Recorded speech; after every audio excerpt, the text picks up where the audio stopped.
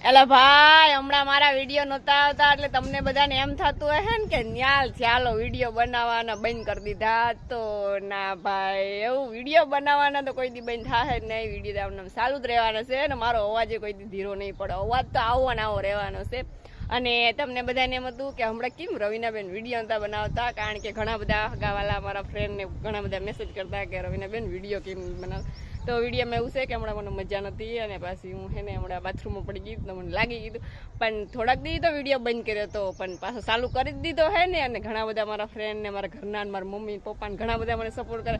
હું હમણાં વિડીયો નથી બનાવતી તો એ મને એમ કે તું વિડીયો બનાવવાનું ચાલુ કરી દે, બેન બંધ હું કામ કરી દીધા છે. તો ભાઈ એ બધા સપોર્ટથી અને તમારે બધા એની ઈચ્છા હોય અને તમે બધા એટલી બધી ડિમાન્ડ હોય તો પછી આપણે વિડીયો બંધ કરવાનું થતા ને તમે બધા એટલો સપોર્ટ તો કરો છો મને. બસ મારે શું ઉપાધિ છે, બાકી વિડીયો તો બંધ નહીં થાય. પછી અમુક હોય એને થોડીક તકલીફ થતી હોય મારા અવાજથી, મારા વિડીયોથી, તો તકલીફ તો ભાઈ રહેવાની જ છે. એમાં તો કાંઈ ફેર નહીં પડે, કારણ કે ઘરનાનો ને એટલા મારા ફ્રેન્ડનો સપોર્ટ છે એટલે તો કાંઈ ઘટે જ નહીં.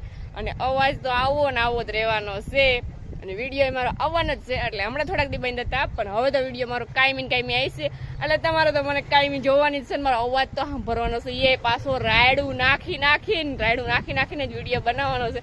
અને આજે તો જરીક ઓછો એવો રાયડું આવી છે, કારણ કે એને મેળી પર આવી છે પવન આવે છે દુનિયાનો. તો જીમથી માજ તો રોડી લીજો, આજે તો વાંધો નહીં આવે, બાકી કાલે તો રાયડું બહુ વધવાની છે ભાઈ.